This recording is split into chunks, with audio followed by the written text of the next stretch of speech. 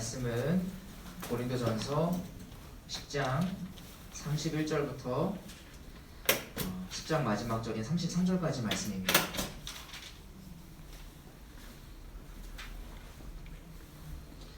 고린도전서 10장 31절부터 마지막 절인 33절까지 말씀입니다. 저희 3절 되는 말씀이니까요, 한 목소리로 읽도록 하겠습니다. 고린도전서 10장 31절부터 33절입니다. 함께 읽겠습니다. 시작. 그런즉 너희가 먹든지 마시든지 무엇을 하든지 다 하나님의 영광을 위하여 하라. 유대인에게나 헬라인에게나 하나님의 교회에나 거치는 자가 되지 말고 나와 같이 모든 일에 모든 사람을 기쁘게 하여 자신의 유익을 구하지 아니하고 많은 사람의 유익을 구하여 그들로 구원을 받게 하라. 아멘. 먼저 드려진 예물 위해서 함께 기도하겠습니다. 사랑의 은혜가 많으신 하나님 아버지, 2021년도가 시작된 지도 벌써 3주째가 되었습니다. 우리로 하여금 또한 오늘까지 주님께서 허락하신 생명 가운데 살게 하시고, 또한 주님께서 각자에게 맡기시고 또한 부여하신 삶을 또한 최선을 다하여 이 자리까지 버티고 견디고 때로는 그 상황들을 이겨내며 오게 하신 것 감사합니다. 하나님 아버지, 그래야 결국 오늘도 우리를 예배 자리로 불러주시고 우리를 예배 가운데서 만나주시고, 또한 그로 인하여 우리가 다가올, 우리는 그 누구도 예상하지 못할 그 시간 가운데 주님을 의지하는 가운데 또한 한 걸음 내디딜 수 있는 그 믿음과 힘을 허락하여 주실 것을 믿습니다. 우리가 그러한 마음을 갖고 이 예배에 참석하며 주님 말씀 앞에 설 수 있도록 주님 도와주시옵소서. 하나님 아버지, 하나님께서 이 세상의 주관자이시며 단순히 교회 안에 있는 주의 백성들만 주님께서 거느리시는 것이 아니라 온 우주가 세상의 군왕들이라 할지라도 모두 주님의 손안에 있음을 믿습니다. 주님께서 참으로 모든 것의 통치자가 되시고 주님께서 모든 주권을 갖고 계심을 믿습니다. 아버지 하나님, 그런 주권을 가지고 계신 주님께서 우리 각 사람을 또한 주님의 나라의 청지기로 불러주셨음을 믿습니다. 주님께서 우리 인생 가운데 주님의 나라를 맡기시고 또한 그 소유를 우리 각자 삶 가운데 잘 관리하도록 두셨는데, 하나님 아버지, 우리가 그러한 것들을 믿음의 눈으로 바라보면서 한편으로 그 소유를 통하여 우리 자신의 유익과 우리 자신의 필요를 위하여 사용하게 하시되, 동시에 그것을 나 자신만을 위하여 사용하는 것이 아니라 주님께서 우리에게 맡기신 목적에 따라 나와 더하여 또한 우리 주변에 있는 자들을 위하여 함께 사용할 수 있도록 주님 앞에 또한 예물을 드립니다. 하나님 아버지, 예물들이 주님께서 원하시는 그 목적대로 아름다운 처소에 잘 사용될 수 있도록 주님 도와주시옵소서. 감사드리며 우리 구주 예수 그리스도 이름으로 기도합니다. 아멘. 우리가 2021년도가 시작되고 나서 어떻게 보면 계속해서 우리의 삶에 관한 얘기들을 계속해서 쭉 하고 나누고 있는 것 같습니다. 가장 첫 번째 주에는 불확실성을 성도로서 어떻게 살아가야 하는가. 이 세상에는 언제나 우리 눈앞에 불확실성이 놓여 있는데 그것을 성도로서 어떻게 살아가야 하는가에 대한 말씀을 나누었습니다. 그리고 그 이후로는 계속해서 그렇다면 어떤 선택을 해야 하는가, 그 선택은 어떻게 해야 되는가, 그런 것에 대해서 말씀을 나누고 있죠. 오늘은 그에 대한 좀 마지막 결론으로서 함께 또한 말씀을 나누고자 합니다.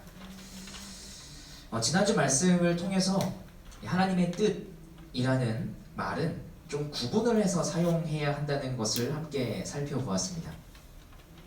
크게 한 3가지 정도로 구분할 수 있다는 것을 우리가 함께 나누었죠. 첫째로는 우리가 다 헤아릴 수 없고 볼 수도 없는, 오직 하나님 안에만 감추어져 있는 그 하나님의 크신 계획입니다. 그래서 사실상 이것에 대해서는 우리가 딱히 더 논할 것이 없어요. 이것은 우리에게 감추어져 있는 것이기 때문에 우리의 소관이 아니기 때문입니다. 그래서 바로 둘째로 넘어가 보죠. 둘째, 하나님께서 모든 인간에게 요구하시는 도덕적인 뜻이라고 했습니다. 모든 인간에게 응당 인간이라면 이렇게 살기를 원한다 라고 주신 것이죠. 성경 곳곳에 명시된 옳고 그름에 관한 규정들이라고 할 수 있겠습니다.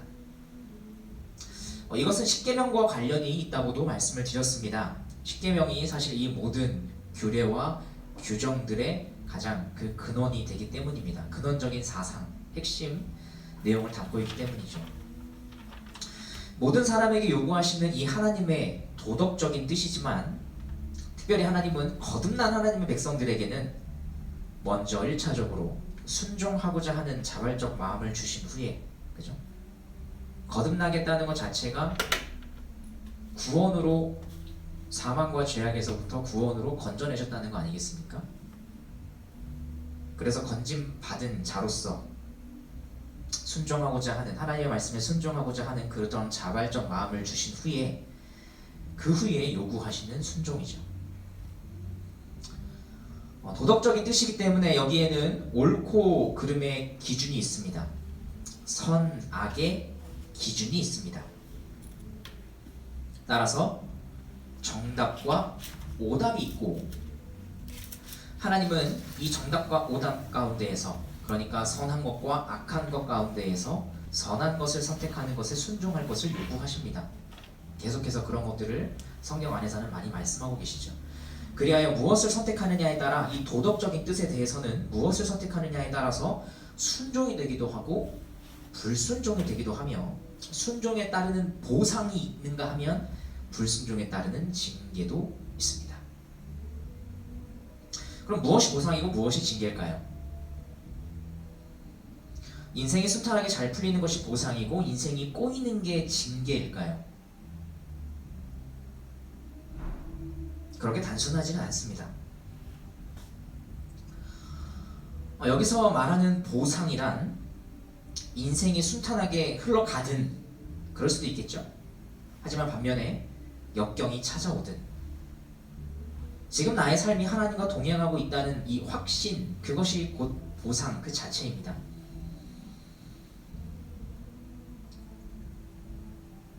이러한 확신을 보상으로 받고 누리는 사람은 순탄한 인생이 찾아왔다 할지라도 경거망동하지 않습니다. 선줄로 생각할 때 넘어질까 조심하기 때문입니다. 반면 역경이 찾아왔다 할지라도 극도의 절망으로 인해 낙담에 빠지지 않습니다. 캄캄한 터널 속이라 할지라도 선하신 하나님의 섭리라는 빛이 저 끝에 있을 것임을 믿는 그 믿음을 언제나 붙들기 때문입니다. 이러한 삶의 표본으로 우리는 성경 안에서 요셉이라고 하는 인물을 좀 거론할 수 있을 것 같아요. 보디발의 아내가 유혹했을 때 요셉은 유혹을 뿌리치면서 도덕적으로 선한 선택을 했습니다. 십계명으로 따져보자면 제7계명 간음하지 말라라고 하는 계명의 내용을 지켰다, 순종했다 라고 볼 수 있겠죠. 하지만 이 선택으로 인해 요셉은 억울하게 누명을 쓰고 감옥에 갇힙니다. 순종했는데 그의 인생은 오히려 감옥으로 갔어요.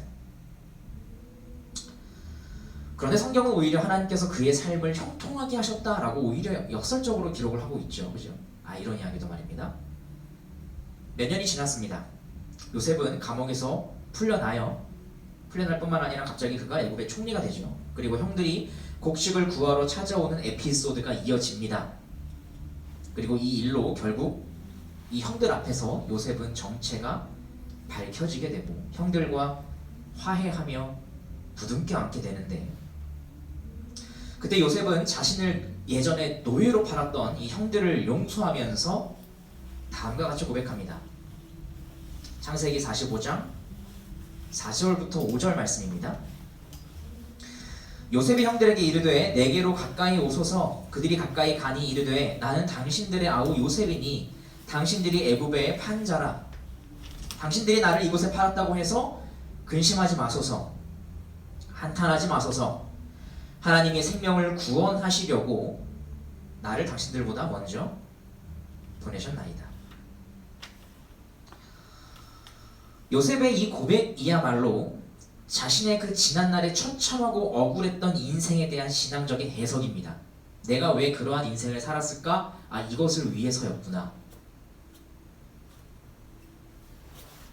나의 인생에 대한 숱한 역경이 찾아왔지만 그 모든 시간은 결국 하나님의 선한 섭리 아래 있었다는 것을 고백한 것이죠. 그러니까 요셉이 결국 총리가 되었다. 역경이 있었지만 그는 결국 그 나라 안에서 높은 지위에 올라가게 되었다라고 하는 것이 하나님의 뜻에 순종한 것에 대한 보상이 아니라는 말입니다. 하나님의 선한 섭리에 대한 이 믿음 그 자체야말로 순종에 따르는 보상이라고 할 수 있겠습니다. 순종하자 그에 따르는 보상으로 믿음이 생겼고, 이 믿음이 순종으로 인한 역경이 찾아왔다 할지라도 그 상황 안에서 견디게 만들어 주었죠. 그래서 히브리서를 보시면 순종에 따르는 이 보상으로 하나님의 선한 섭리에 대한 믿음을 동일하게 받았던 그 믿음의 선진들이 나오는데, 그 사람들의 다양한 삶에 대해 다음과 같이 기록하고 있습니다.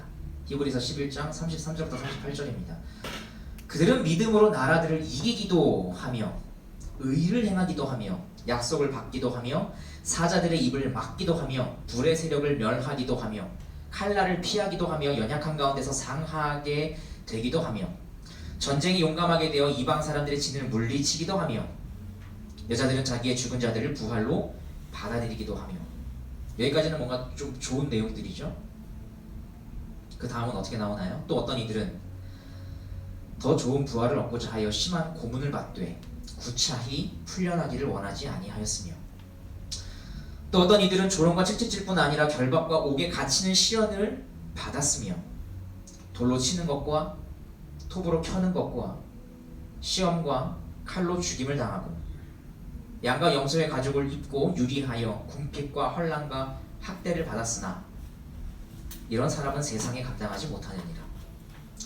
그들이 광야와 산과 동굴과 토굴에 유리하였느니라.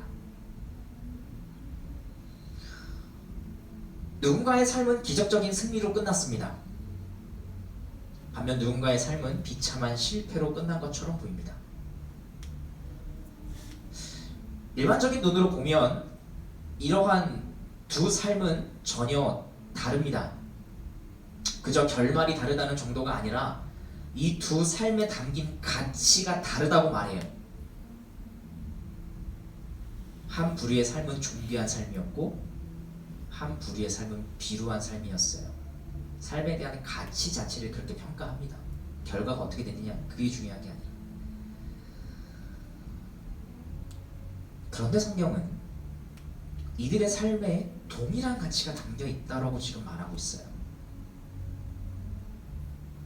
왜냐하면 이들의 마음에 담긴 것, 인생이 순탄하게 흘러가든 역경이 찾아오든 지금 나의 삶이 하나님과 동행하고 있다는 이 확신, 순종에 따르는 이 보상, 그에 따르는 믿음, 그게 동일했기 때문에, 그래서 비록 인생의 결말은 달라 보여도 하나님 앞에서 이 두 가지 삶은 동일한 가치를 갖게 되는 것이죠.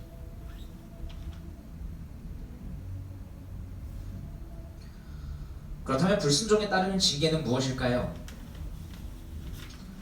인생이 순탄하게 흘러가든 역경이 찾아오든 그 안에서 하나님을 발견하지 못하는 것이겠습니다. 이러한 사람은 순탄한 인생이 찾아왔을 때 경거망동합니다. 선줄로 생각했을 때 넘어지기 일쑤입니다. 역경이 찾아왔을 때에는 극도의 절망으로 낙담에 빠지기도 합니다. 캄캄한 터널 속에서 선하신 하나님의 섭리라는 빛을 결코 발견하지 못하기 때문입니다. 이러한 삶의 표본으로 성경에 기록된 인물을 좀 손꼽아보자 라고 한다면 우리는 이스라엘의 초대 왕으로 세움받았던 사울을 가리켜 볼 수 있겠습니다. 그는 한 나라의 왕이 되면서부터 오히려 불행해졌어요.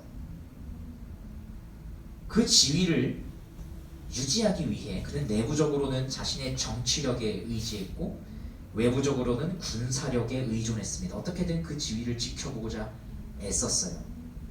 그 지위가 곧 자기의 정체성을 규명해 준다고 생각했기 때문이었던 것 같아요. 그래서 자기보다 백성들에게 신임을 받는 사람이라면, 그런 사람이 등장하면 누구라도 그냥 내버려 두지 않았어요. 그냥 다윗뿐만이 아니에요. 사실 다윗은 물론이고 이 다윗을 도와주려 했다는 이유만으로 사울은 자기의 아들, 친아들 요나단마저 죽이려고 했습니다. 그에게도 창을 던졌죠. 다윗과 같이 말입니다. 다윗에게 던졌던 것과 같이. 결국 아무도 믿지 못하게 된 사울은 전쟁에서 블레셋 군대에게 포위당하게 되는데, 이게 사무엘상 가장 마지막 내용이죠. 그 어떤 소망의 한 토록도 발견하지 못하고 그는 자살이라는 선택을 하게 됩니다. 요셉과는 참으로 대조되는 모습이라고 할 수 있겠습니다. 아무리 한 나라의 왕이 되었다 해도 이러한 삶이라면 그 누구도 원하지 않을 것입니다. 물론 순종으로 인해 보상을 받았다고 해서 모든 인생이 순탄하고 평탄했던 것이 아니었던 것처럼, 징계를 받았다고 해서 모든 사람이 사울과 같이 이런 비참한 경활로 끝난 것은 아니었습니다. 지금도 그렇죠. 오히려 풍요로운 인생을 살다가 생을 마감하는 사람들도 많이 있습니다. 그래서 한 성도는 이러한 삶은 너무도 불공평한 거 아닙니까? 라고 말하면서 자신의 마음이 낙심할 뻔했다고 고백을 합니다. 좀 유명한 시편이에요. 아마 여러분 중에서도 이미 이 시편을 보고 여러 가지 생각을 또 하셨을 분들이 있을 것 같아요. 시편 73편입니다. 1절부터 12절을 보면 이렇게 기록이 되어 있습니다. 하나님이 참으로 이스라엘 중 마음이 정결한 자에게 선을 행하시지만 나는 거의 넘어질 뻔하였고 나의 걸음이 미끄러질 뻔하였으니, 이는 왜냐하면 내가 악인의 형통함을 보고 오만한 자를 실투하였음이로다. 그들은 죽을 때에도 고통이 없고 그 힘이 강건하며 사람들이 당하는 고난이 그들에게는 없고 사람들이 당하는 재앙도 그들에게는 없나니, 그러므로 교만이 그들의 목걸이요 강포가 그들의 옷이며 살찜으로 그들의 눈이 솟아나며 그들의 소득은 마음의 소원보다 많으며 그들은 능욕하며 악하게 말하며 높은 데서 거만하게 말하며 그들의 입은 하늘에 두고 그들의 혀는 땅에 두루 다니도다. 그러므로 그의 백성이 이리로 돌아와서 잔에 가득한 물을 다 마시며 말하기를 하나님이 어찌하랴. 지존자에게 지식이 있으랴 하는도다. 볼지어다 이들은 악인들이라도 항상 평안하고 재물은 더욱 불어나도다. 이 시의 저자는 삶의 풍요로움을 누리다 죽은 이 사람들을 향해서 명확하게 악인들이라고 말을 하고 있죠. 그러니까 이 사람들은 그냥 선과 악이 아니고 옳고 그름이 아닌 어떤 선택들에 대해서 자유롭게 했던 사람들을 말하는 게 아니죠. 그죠? 선과 악이 명확히 있는 어떤 기준들 가운데 악한 걸 계속해서 선택한 사람들 아니겠습니까? 하나님의 도덕적인 뜻에 반하는 선택을 하며 살았다는 것이겠죠. 이 말은 곧 타인의 것을 빼앗는 것에 주저함이 없었다는 것을 의미합니다. 여러분, 재물, 재화는 유한해요. 어떤 사회 안에서 이 가질 수 있는 재화는 항상 유한하잖아요. 무한하지가 않죠. 이게 분배가 되는데 누군가 더 많이 가져야 한다면, 근데 이 사람들은 악인들이래요. 악인들이 더 많이 가졌다면 어떤 방식으로 더 많이 가졌겠어요? 수단과 방법을 가리지 않고 빼앗았겠죠. 당연히 불순종에 따르는 징계가 있어야 하는 거 아니겠습니까? 그런데 이 시편 기자의 말을 보면 이들의 삶을 계속 지켜보는데 징계라고는 눈꼽만큼도 있지 않은 것 같아 보인다 이거예요. 오히려 평안하게 죽어요. 다른 사람들은 재앙을 당하는데 오히려 이 사람들에게 재앙이 없어요.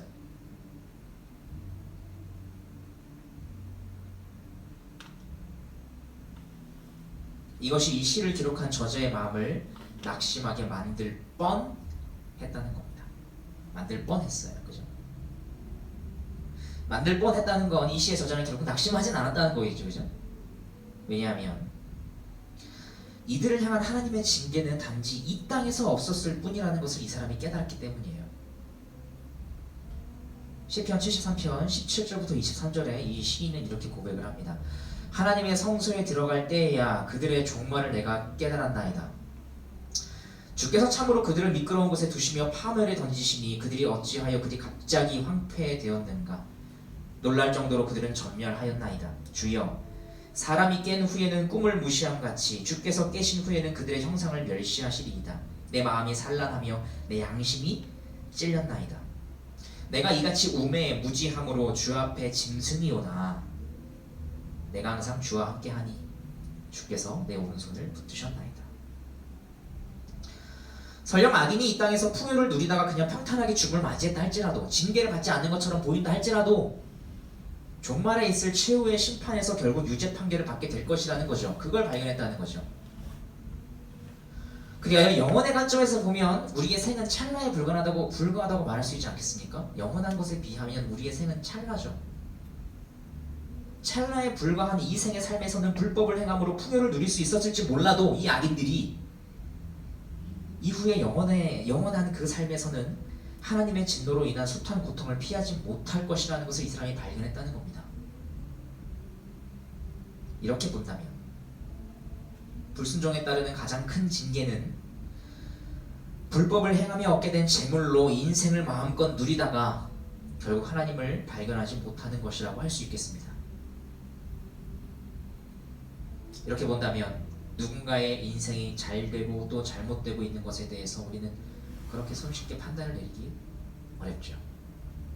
오히려 순종으로 인하여 평탄한 길을 가는 경우도 있는가 하면 순종으로 인하여 오히려 역경을 가는 경우도 있고, 징계를 받아 마땅한 사람이 진짜 그 징계를 받아서 이 땅에서 완전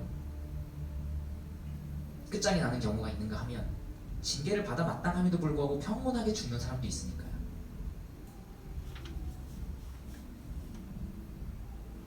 그럼에도 불구하고 하나님께서 우리에게 요구하시는 도덕적인 뜻은 뭐라고요? 옳고 그름이 있으니 선한 것을 선택했으면 좋겠다라고 요구를 하신다는 거죠. 그죠? 그리고 그것은 분명하게 계시가 되어 있습니다. 무엇이 선하고 무엇이 그른지. 이것이 하나님께서 우리에게 요구하시는 도덕적인 뜻이에요. 그러면 이제 하나님의 뜻에 대한 세 번째 개념이 또 있다고 했습니다. 그죠? 하나님께서 각 개인에게 요구하시는 뜻이라고 말씀을 드렸죠. 우리가 흔히 하나님의 뜻이라는 말을 할 때 사용하는 게 아마도 이 세 번째 개념이 아니겠느냐라는 말씀도 지난주에 드렸습니다. 그야말로 나를 향한 하나님의 뜻. 그렇죠? 우리는 무엇인가를 선택하기에 앞서서 이것을 미리 알기 원해요. 나를 향한 하나님의 뜻이 뭘까? 그것을 미리 알아서 그 뜻대로 선택을 하고 싶죠. 하나님의 뜻을 따라 선택해야 한다고 생각하기 때문입니다. 그런데 이 생각은 좋은 것일 수도 있고 안 좋은 것일 수도 있어요. 왜 이 생각을 하게 됐느냐, 이게 이제 좋은 생각이냐 안 좋은 생각이냐를 좀 판가름해 주겠죠. 만약 잘못된 것을 선택했다가 하나님께 혼날지도 모른다는 그런 두려움 때문에 하나님의 뜻을 미리 알아서 선택하고 싶은 것이라고 한다면, 또는 평탄한 인생을 살고 싶기 때문에 나를 향한 하나님의 뜻을 미리 알아내어 선택해야 한다고 생각한다면 이 생각은 안 좋은 겁니다. 이것은 결국 내 인생의 어떠함을 위해 하나님의 뜻을 이용해 보겠다는 것이 사실 저변에 깔려 있는 거잖아요. 그렇죠? 수단과 목적이 뒤바뀌었죠. 내 인생이라는 목적을 위해서 하나님의 뜻이라는 수단을 사용해 보겠다, 이거 아니겠습니까? 하나님의 뜻을 미리 알아서 그 뜻대로 선택을 해야 징계를 받지 않거나 평탄하게 가거나, 결국 내 목적은 내 인생이죠.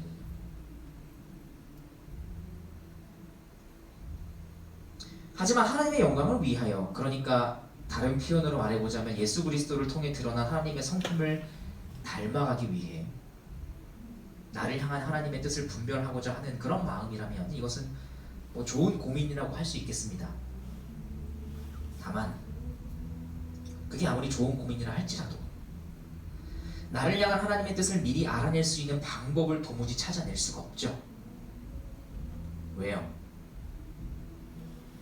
만약 그것이 옳고 그름에 관계된 것이라면 하나님은 이미 성령에 계시해 놓으셨어요. 그런데 옳고 그름에 관계된 것이 아니고 그냥 장단점만 구분할 수 있는 것이라면, 어떤 일은 옳고 그른 게 아니라 그냥 장점이 있고 단점이 있는 게 있을 수 있잖아요. 그렇죠? 그런 종류의 문제라면 우리는 어떤 길이 정답이고 어떤 길이 오답인지 알 수가 없어요. 애초에. 왜? 옳고 그름이 없으면 정답과 오답이 애초에 없으니까요. 장단점만 있으면 거기에는 정답과 오답 자체가 없어요. 그러니까 당연히 하나님의 뜻을 먼저 알아서 선택하고 싶습니다. 이게 성립조차 안 되는 거죠. 한 가지 예를 살펴볼까요? 사도행전 15장을 보면 사도 바울의 2차 전도 여행이 시작된다는 것을 기록하고 있는데, 그 2차 전도 여행의 시작을 성경은 다음과 같이 기록을 하고 있어요. 사도행전 15장 36절이에요. 며칠 후에 바울이 바나바더러 말하되 우리가 주의 말씀을 전한 각 성으로 다시 가서, 그러니까 1차 전도 여행 때 하나님의 말씀을 전하고 교회를 세웠던 지역에 다시 찾아가서 형제들이 어떠한가 방문하자. 우리가 2차 전도 여행 갈 건데 2차 전도 여행을 갈 때 1차 전도 여행 때 교회를 세웠던 곳에 들러서 거기를 한번 방문해서 형제들이 잘 지내는지 살펴보고 그 다음으로 이제 넘어가자. 이제 이런 계획을 세운 거죠. 일단 바울은 두 번째 전도 여행이 기도 중에 받은 하나님의 뜻이다 그런 말 안 했어요. 그런 내용 자체가 없어요. 그냥 계획했어요. 이것은 선한 일이다 라고 생각을 하고 그렇게 계획을 했죠. 또 자기에게 부여받은 사명이라고도 생각을 했겠습니다. 단지 이미 1차 전도 여행을 통해 세운 교회들을 신방하는 게 교회를 든든히 세우는 목회에 매우 유익한 일이기 때문에 그렇게 하자고 그냥 한 거예요. 이게 하나님의 뜻이다 아니다 분별 그런 거 안 했어요. 이건 그냥 응당해야 되는 일이야 라고 그냥 생각을 한 거죠. 바울은 자유롭게 지혜로운 목회 방법을 선택했고, 사실 안 들려도 되잖아요. 1차 전도 여행 때 세워놨던 교회에 안 들려도 돼요. 근데 들리기로 선택을 했죠. 그게 더 장점이 많다고 생각을 했으니까. 그리고 바나바에게도 제안을 했어요. 그러자 바나바도 동의합니다. 근데 문제가 생기죠. 큰 방향에 대한 견해는 일치해요. 근데 문제는 그 방법에 대한 견해가 좀 달랐어요. 바나바는 1차 전도 여행 중에서 중도 포기한 마가를 다시 데려가자 라고 말했어요. 하지만 바울은 이 중도 포기한 사람을 함께 데려갈 수 없다고 말하면서 반대했습니다. 이 두 사람의 의견이 얼마나 첨예하게 대립했는지 성경은 이 두 사람의 싸움에 대해서 서로 심히 다투어 피차 갈라서니라고 기록해 놓았어요. 그냥 아예 찔렀대요. 바울의 2차 전도 여행은 교회 역사적으로 매우 중요한 사건입니다. 그런데 이러한 여행을 앞두고 초대 교회의 탁월한 지도자이자 성령 충만했던 두 사람의 의견이 나뉘었고 심지어 싸웠어요. 마가를 데려가는 게 하나님의 뜻일까요? 아니면 안 데려가는 게 하나님의 뜻일까요?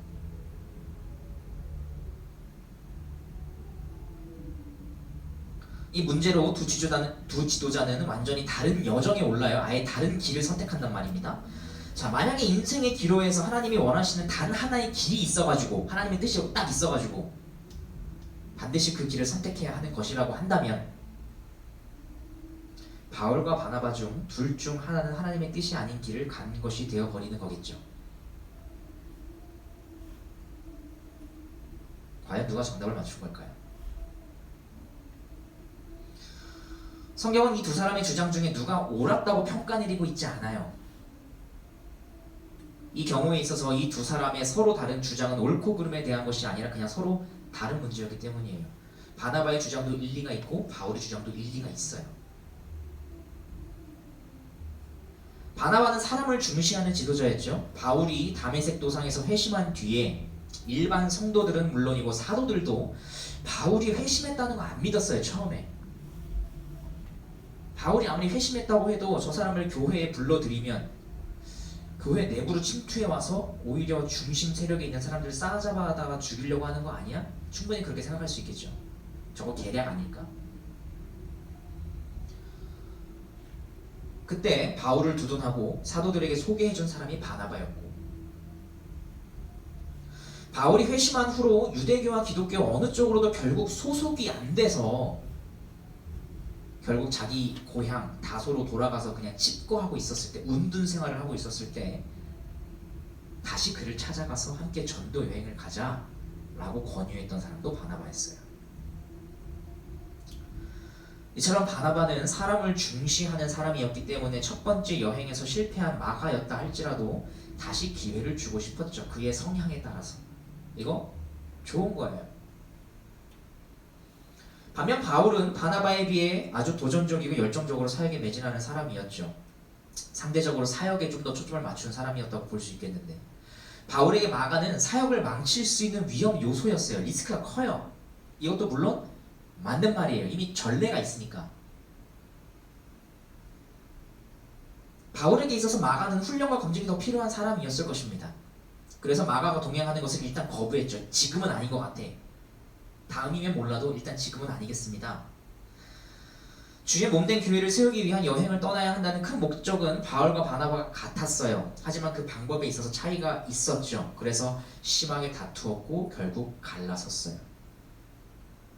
바나바는 마가를 데리고 구브로라고 하는 섬으로 갔고, 바울은 신라라고 하는 새로운 동역자를 얻어서 이제 2차 전도 여행을 떠나게 됩니다. 서로 다른 길을 갔던 이 두 사람을 우리는 어떻게 평가해야 할까요?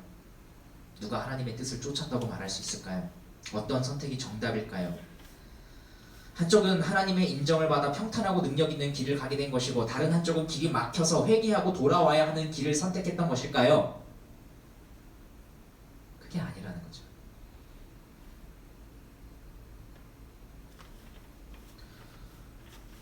바나바는 바울과 헤어진 뒤에 마가와 동역을 했습니다. 결국 마가를 초대교회의 훌륭한 지도자로 키워내죠. 최초의 복음서로 평가받고 있는 마가복음을 쓴 사람이 바로 이 마가이고, 마가는 사도도 아니었지만 마가가 쓴 이 마가복음이 성경에 포함될 수 있었던 이유는 마가가 훗날 사도 베드로와 동역을 했기 때문이에요.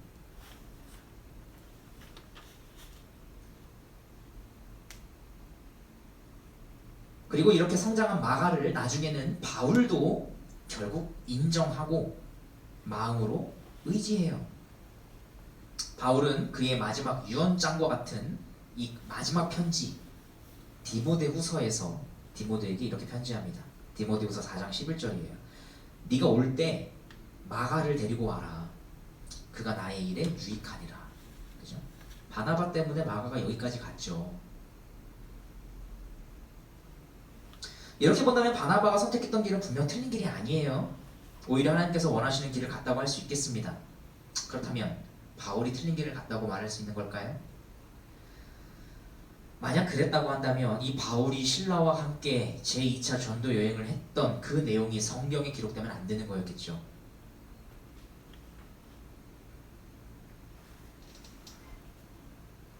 성경에 기록된 이 여정을 하나님이 원하시는 길이 아니었다고 말할 수 있는 사람은 아무도 없을 겁니다. 중대한 기로에 서 있었던 바울과 바나바는 정반대의 길을 선택했어요. 하지만 그들 모두 하나님의 선한 인도하심을 받았습니다. 옳고 그른 일에 대한 선택이 아니라고 한다면, 그저 장단점에 대한 일을 선택해야 하는 거라고 한다면 뭘 선택해도 하나님은 그 사람의 삶을 인도하세요.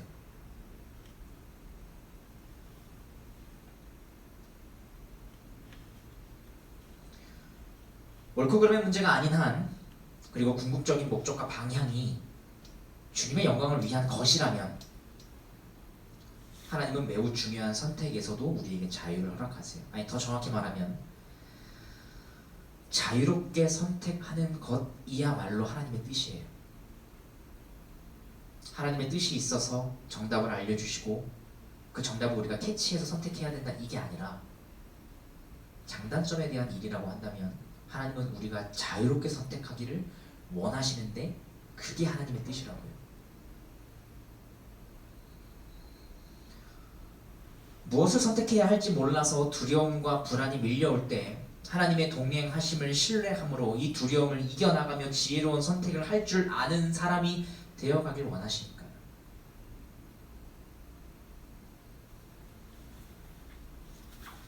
하나님은 헤아리기 힘든 뜻이 담긴 어떤 선택지를 우리 앞에 놓고 잘못된 것을 선택하면 혼내려고 그렇게 벼르고 있는 무자비한 아버지가 아니에요. 죄가 아닌 한 하나님 아버지는 여러분이 좋아하는 것을 좋아하세요. 여러분을 그와 같은 성향으로 만드신 이가 하나님이시고 여러분에게 자유를 주신 이가 하나님이시며 여러분을 가장 사랑하는 이도 하나님이시기 때문입니다. 진리는 우리를 자유롭게 해요. 합당한 자유는 하나님께서 주신 거룩한 선물입니다. 잘못된 것을 선택해서 혼날지도 모른다는 두려움에서 자유로워지시기 바랍니다. 그 길이 죄가 아니라면, 선, 악과 관련된 일이 아니라면 어떤 길을 선택하든 하나님께서 동행하시고 인도하실 것이기 때문입니다. 그렇다면 우리는 어떻게 이 지혜로운 선택을 할 수 있는 것일까요? 좀 몇 가지 단계를 한번 좀 살펴보겠습니다. 1단계, 먼저 기도로 하나님의 인도하심을 좀 구해야겠습니다. 우리는 다음 4가지 측면에서 하나님의 뜻이 아니라 인도하심이에요. 그죠? 기도를 하면서 정답을 찾길 원한다는 게 아니라 인도하심을 구한다는 겁니다. 인도하심을 다음과 같이 구해야 됩니다. 첫째, 지혜를 주셔서 선악간에 좀 분별할 수 있게 주님 도와주십시오. 내 앞에 놓인 선택 이 안에 선악을 분별해야 하는 요소가 섞여 있으니까 이거를 먼저 우리는 분별할 줄 알아야겠죠.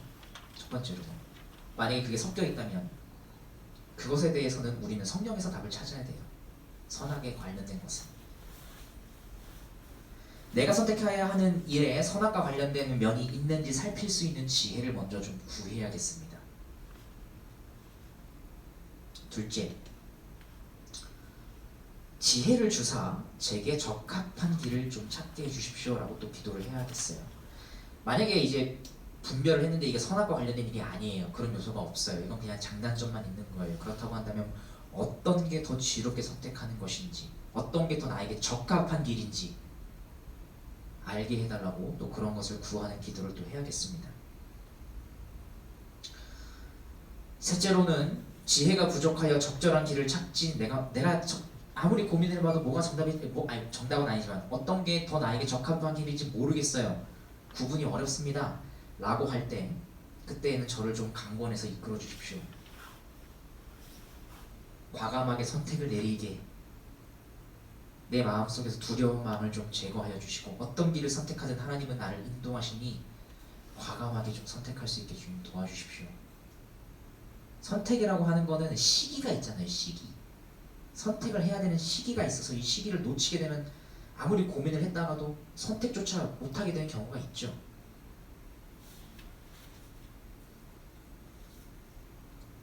마지막으로 4번째는 이 모든 일에 하나님을 신뢰하며 어떤 선택을 하든 그 길에서 하나님이 여전히 나의 하나님 되심을 의지하며 그 길을 걷게 해주십시오. 뭐 이런 기도를 우리가 해야 되지 않겠습니까? 그죠? 먼저 좀 기도로 이런 다양한 것들을 분별하게 해달라고 먼저 좀 기도를 해야겠습니다. 하나님의 인도하심을 먼저 구해야겠죠. 그 다음에 이제 실제적으로 넘어가 보는 거죠. 2단계, 선악간에 분별해야 합니다. 기도로 먼저 지혜를 구하고 이제는 실전편, 실제로 이제 분별을 해봐야겠죠. 선악간에 분별할 수 있는 지혜를 기도로 구했다면 실제로 분별도 해봐야 합니다. 그냥 기도만 하고 있는 건 아니죠. 우리 이성을 사용해서 분별도 해야 돼요. 이것이 선악에 관련된 일인지 알 수 있는 방법은 그 기준을 알려주고 있는 성경에 비춰봐야겠죠. 눈앞에 놓인 선택이 선악간의 문제라면 성경이 알려주고 있는 선을 택하는 것이 하나님의 분명한 뜻이기 때문입니다. 이런 경우에서는 이 뜻을 선택하지 않으면 그건 불순종이 돼서 거기에 따르는 징계도 우리에게 있을 수 있죠. 이건 도덕적인 측면이니까요. 자, 이를 위해서 몇 가지 요건이 반드시 필요할 겁니다. 뭐가 필요하겠어요? 당연히 첫째, 하나님께 지혜를 구하는 가운데 이제 뭘 알아야 돼요? 성경을 알아야 돼요. 성경에 기록된 선과 악의 기준을 우리 좀 배울 필요가 있습니다. 이게 선과 악에 대한 선택을 해야 되는 거라면 뭐가 선이고 뭐가 악인지 우리가 분별하는 기준이 필요할 텐데 그거는 성경에 있잖아요. 그럼 성경을 배워야겠죠. 특히 아까 말씀드린 거대로 그 근본 정신이자 원리를 요약해서 담고 있는 이 십계명에 대해서 알아가면 알아갈수록 좋아요. 뿐만 아니라 각 시대마다 특히 내가 지금 살고 있는 이 시대에는 과연 그런 20계명을 어떻게 적용할 수 있을까? 당연히 이 적용에 대한 것도 그죠? 고려해 봐야겠죠. 이것도 배워야겠죠. 그래서 이걸 혼자 공부하기는 힘들잖아요, 그죠? 혼자 공부하기는 어려워요. 그래서 학교에도 잘 모르는 거 있으면은 항상 선생님들이 뭐라고 얘기하니까 선생님들 찾아가서 괴롭혀. 그래야지 많이 빼먹지. 라고 얘기하는 것처럼 여러분도 이런 부분들에 있어서 많이 잘 배우려면 둘째로 지혜롭고 성경이 능한 조언자들의 다양한 충고를 들어야 돼요. 그들을 통해 배워야 돼요. 먼저 앞서서 배운 자들이 있다면 이것을 통해서 먼저 선악간에 내 앞에 놓인 이 문제가 선악에 관련된 것이 뭐 선악에 관련된 것이다 혹은 선악에 관련된 것이 좀 이렇게 섞여 있는 것 같다. 그렇다고 한다면 이런 것들을 통해서 좀 먼저 분별을 해낼 필요가 있다는 거죠. 3단계 이제 지혜를 따라 분별하는 건데 만약에 다 이제 검토를 좀 해봤는데 이거는 선악간의 문제가 아니에요. 그죠? A라는 회사를 갈 거냐 B라는 회사를 갈 거냐 내가 이 집을 살까 저 집을 살까 어느 집을 계약해야 되지 나는 어떤 사람을 만나야 되지 뭐 여기에는 선악 관련된 것이 뭐 섞여 있을지도 모르죠. 하지만 뭐 대부분은 좀 그런 게 아닌 경우들인 것 같아요. 뭘 선택해도 사실 상관은 없어요. 자, 자유로운 선택이 주어진 것이니까 두려워할 필요가 없죠. 이제 더 적합한 거, 지혜로운 길이 무엇인지 살펴보고 판단해야 돼요. 몇 가지 좀 질문을 던져볼 수 있겠습니다. 나는 어느 쪽에 재능이 있지? 내가 뭘 더 잘하지? 이거 당연히 중요하겠죠. 여기서는 되게 좀 일반적인 질문들이라고도 볼 수 있겠어요. 내 성격과 성향이 뭐에 더 잘 맞지? 나는 어느 쪽에 더 끌리지? 기도 중에 어떤 생각으로 내 마음이 좀 기울지? 이건 좀 조심해야 돼요. 내 마음이 기울었다 그래가지고 내가 기도하는 중에 마음이 기울었으니까 이건 분명히 하나님의 뜻이야. 이거는 안 된다 그랬어요. 하나님의 뜻이라는 말을 딱 붙이는 순간 그건 엄청난 권위를 갖게 되잖아요. 그죠? 그냥 그거는 기도하는 중에 내 성향에 따라 그냥 마음이 좀 더 이제 결심이 선 거예요. 그죠? 또 어떤 상황이 나한테 더 유리하지? 이왕이면 유리한 거 선택해야 되지 않겠습니까? 한창 이제 나는 둘 다 잘하는 직종이 있는데 한창 뜨는 산업이 있고 이제 좀 저물어 가는 산업이 있어요. 뭘 선택해야 되겠어요? 당연한 거잖아요, 이거. 주변 사람들은 주로 어떤 식으로 뭐 조언을 해주느냐. 근데 마지막에 좀 중요하다고 봐요. 어느 쪽이 더 다른 사람들에게 유익을 주는가. 그죠? 앞에 것들은 다 그냥 나를 중심으로 좀 고려를 해본 것이라고 한다면 사실 저는 이 마지막 것을 얼마나 고려하느냐에 따라서 그 사람의 성숙도가 판가름 날 수 있다고 생각이 들어요. 나의 성향과 기질은 지금까지 내 삶을 인도해 오신 하나님과 지금까지 내려온 그 수많은 선택들에 의해 형성된 것이니까 당연히 무시해서는 안 돼요. 그것 자체가 하나님을 나를 여기까지 만들어 온 거예요. 그죠? 뿐만 아니라 이성과 이런 객관적인 데이터를 충분히 활용하는 것도 당연히 중요해요. 하나님은 우리를 이성적 존재로 지으셨고 판단하도록 그리고 세상도 하나님은 다스리고 계시잖아요. 하필 우리가 살아가고 있는 이 시기에 4차 산업혁명이 이렇게 발달하고 있다면 그것도 하나님의 다스림 안에서 이루어지고 있는 것이니까 잘 판단해야죠. 여기에 더하여 가장 중요한 것은 나의 선택이 누군가에게 피해를 주지 않을 뿐만 아니라 뭐 피해만 안 주면 되지 이 수준을 넘어서서 이제는 얼마나 더 유익을 끼칠 수 있지? 사실 둘 다 어떤 걸 선택해도 상관이 없겠는데 이왕이면 더 많은 사람들에게 유익을 끼칠 수 있는 선택이 무엇일까? 이런 고민도 해보는 거죠. 선과 악에 관련된 일이 아니라면 그리스도인은 무엇이든 자유롭게 선택할 수 있어요. 그런데 성숙한 그리스도인은 타인의 유익을 위하여 나에게 주어진 선택의 자유를 어느 정도 스스로 제한하는 자유를 행사하기도 해요. 자유를 제한하는 자유를 나 자신에게 적용시킨다는 거죠. 이것은 누군가가 시켜서 억지로 하는 것이 아니기 때문에 완전히 자유로운 선택이에요. 내가 나의 자유를 제한하는 것이라 할지라도 내 완전한 자유로운 선택이에요. 뿐만 아니라 스스로 나 스스로 타인의 유익을 위해 선택한 것이기 때문에 거기서 보람과 기쁨도 누릴 수 있어요. 그리고 그러한 선택을 하는 것은 주변 사람들에게도 좋은 표본이 되죠. 이런 사람들이 결국 성숙한 그리스도인인 거죠.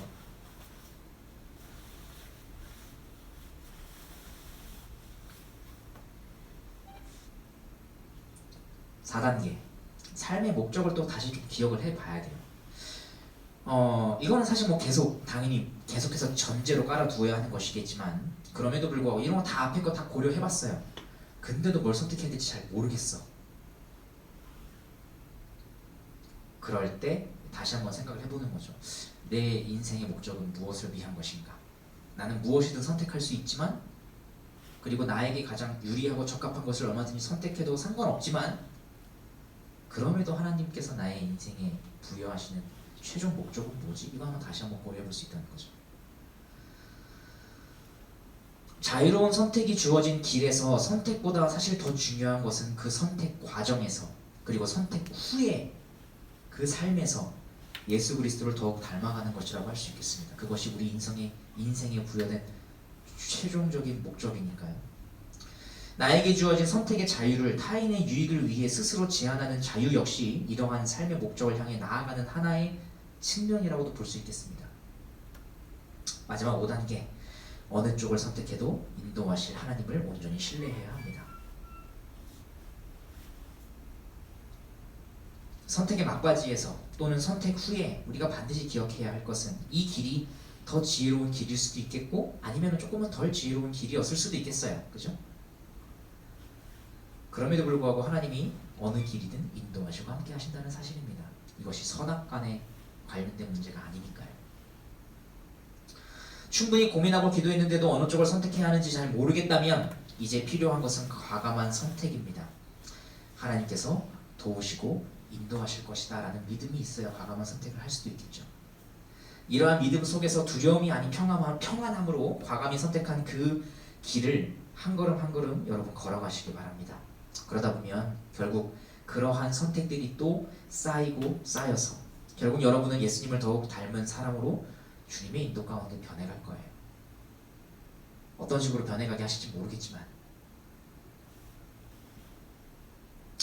오늘 본문 말씀을 함께 읽고 오늘 말씀을 좀 마치도록 하겠습니다.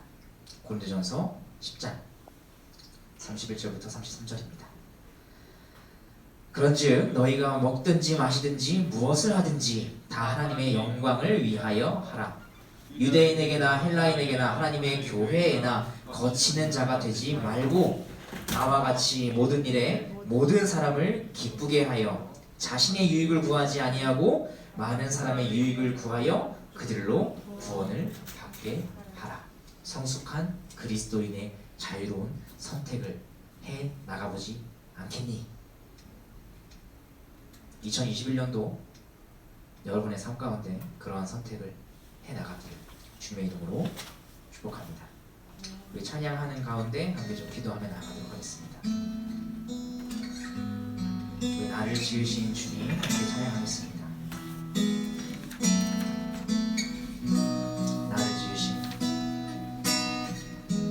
나를 지으신 주님 내 안에 계셔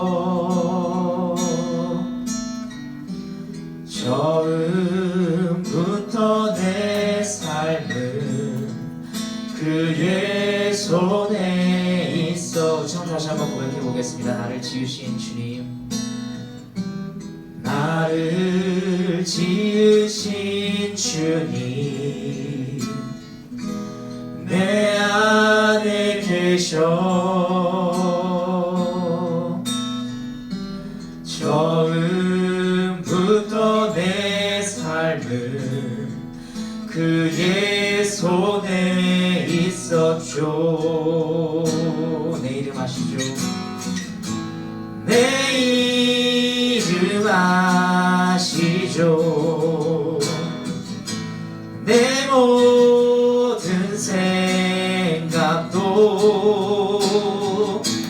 내 흐르는 눈물 그가 아시죠. 내 이름 아시죠. 내 이름 아시죠. 내 모든 생각도 내 흐르는 눈물 그가 닦아주셨죠. 그는 내 아버지, 그는 내 아버지, 난 그의 소유. 내가 어딜 갔든지 날 떠나지 않죠. 내 이름 아시죠. 내 이름 아시죠. 내 모든 생각도 아바라 부를 때 아바라 부를 때 그가 들으시죠. 내 이름 아시죠. 내 모든 생각도 아바라 부를 때 아바라 부를 때 그가 들으시죠. 우리 이런 믿음을 가지고 주님, 이번 2021년도 우리 앞에 수많은 선택들이 오게 될 텐데 그 많은 선택들 가운데서 하나님 첫 번째로 선악을 분별하게 하시고 선악간에 선택해야 할 것이 아니라고 한다면 그 가운데서 주님 지혜를 주셔서 어떤 것이 적합한지 알게 하실 뿐만 아니라 설령 나에게 가장 적합한 일이 있다 할지라도 그럼에도 더 많은 사람들에게 유익한 일이 또 있다고 한다면 그것을 또한 선택할 수 있는 용기를 주님 주셔서 하나님 아버지 참으로 예수 그리스도의 본을 닮아가는 그 많은 선택들이 쌓이고 쌓여서 이번 2021년도 역시 우리로 하여금 그리스도를 더욱 닮아가는 그 길로 우리를 인도하여 주시옵소서라고 우리 다같이 함께 기도하시며 나가도록 하시겠습니다. 하나님 아버지, 이번 2021년도 우리 앞에도 우리가 전에 예측하지 못하는 많은 삶들이 기다리고 있습니다. 또는 아버지 하나님, 우리가 많은 것들을 또한 준비하고 있는 것이 있습니다. 아버지 하나님, 이 준비하는 것들 가운데 결국 하나님 아버지, 우리가 선택을 해야 되는 그 기로에 서게 될 때도 있을 텐데 아버지 하나님, 그 선택들 앞에서 우리가 지혜롭게 분별할 수 있도록 먼저 우리가 기도로 무릎을 꿇을 수 있도록 주여 도와주시옵소서. 기도하는 가운데 하나님 아버지, 이 선택 안에 참으로 선악간에 관계된 것이 있는지 먼저 분별하게 하셔서 아버지 하나님, 그런 것이 있다고 한다면 우리가 또한 말씀 가운데에서 어떤 것을 선택하는 것이 참으로 주님께서 원하시는 것인지 아버지 하나님 겸손하게 물으면서 주님께 묻고 또한 우리 주변에 주님께서 붙여주신 아버지 하나님 믿음의 선배들을 통해서 우리가 조언을 구하면서 무엇이 더욱더 하나님께서 원하시는 분명한 선한 길인지 아버지 하나님 분별하여서 그걸 선택할 수 있게 하시고, 혹시라도 아버지 하나님 선악간에 우리가 판단해야 하는 길이 아니라고 한다면 아버지 하나님 그 가운데서 하나님 아버지 주님 더더욱 지혜를 허락하여 주셔서 우리 자신이 내가 어떠한 사람인지 아버지 하나님 나의 내면을 잘 살피게 하시고, 또한 이 사회의 흐름이 어떻게 흘러가고 있는지에 대해서도 아버지 하나님 지식을 또한 허락하여 주셔서 그것을 올바르게 판단할 수 있고 분별할 수 있는 지식의 아버지 하나님 그런 수준을 더하여 주시고, 더 나아가서 하나님 아버지 아무리 나에게 최적의 길, 최선의 길이 있다 할지라도 하나님 아버지 오히려 더 많은 자녀들을 유익하게 할 수 있는 길이 설령 있다면 아버지 하나님 그러한 길을 선택함으로 말미암아 그리스도께서 우리를 위하여 선택하신 자신을 내어버리고 아버지 하나님 우리를 위하여 모든 것을 내려주신 그러한 모습을 우리가 조금이나마 닮아가는 그러한 선택을 한 번쯤은 우리가 이번 2021년도에 해볼 수 있도록 주여 도와주셔서 우리를 그리스도를 닮아가는 그 자리로 우리를 인도하여 주시옵소서. 살아계신 하나님 아버지, 2021년도뿐만 아니라 우리가 살아가는 그 숱한 인생 가운데에서 계속해서 선택해야 하는 순간들이 우리 앞에 닥쳐올 것입니다. 때로는 그 선택이 우리 눈에는 사소해 보이는 것이라 할지라도 그 사소해 보이는 선택이 우리 인생 가운데 중대한 영향을 미치는 것일 수도 있겠고, 어떨 때에는 내 생각에는 굉장히 중대한 선택인 것처럼 보이지만 사실은 사소한 영향을 미치는 것이 있을지도 모르겠습니다. 무엇이 되었든 아버지 하나님, 그 선택들이 결국 하나하나 쌓여서 계속해서 우리의 성향과 기질을 만들 뿐만 아니라 그 가운데서 하나님이 살아계셔서 우리의 삶을 인도하고 계시고 있다는 그 믿음 역시 우리에게 주실 수 있사오니, 아버지 하나님, 그러한 선택을 해 나갈 때 먼저 주님께 기도로 무릎을 꿇고 말씀 안에서 분별하고자 하며, 주님께서 우리 주변에 붙여주신 믿음의 선배들에게 또한 조언을 구하는 그 겸손한 귀를 우리에게 허락하여 주시고, 더 나아가서 나 자신의 유익만을 위해서가 아니라 과연 내 주변에 있는 이웃들을 위해서는 나는 어떤 선택을 하는 것이 가장 좋을까, 이러한 고민과 선택을 하는 그러한 성숙한 그리스도인의 자리에 이르기까지 아버지 하나님 우리를 인도하시고